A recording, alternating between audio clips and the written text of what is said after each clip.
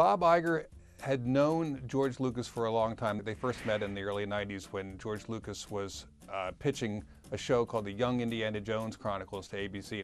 They stayed in touch for a long time. Lucas was working with Disney on theme park rides. In May 2011, there was an opening at Disney World in Orlando, Florida. Iger invited Lucas to a private breakfast at the Hollywood Brown Derby, which is a restaurant at Disney World. Iger had a yogurt parfait. George has gotten a little heavier. He had a large omelet.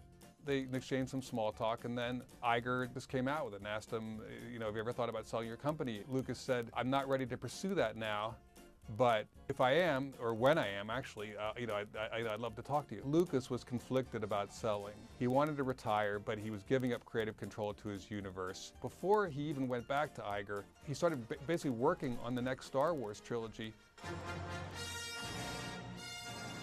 which was very shrewd because it really increased the value of his company. He basically reconfigured his company. He hired a new CEO to run it, a woman named Kathleen Kennedy, very well-known Hollywood producer. She worked very closely with Steven Spielberg. Once Lucas had done that, and he basically created this structure, he called Bob Iger up and said, let's talk. One of the reasons that George Lucas was interested in selling to Disney was that he'd watched what Bob Iger and Disney had done with Pixar and what they'd done with Marvel.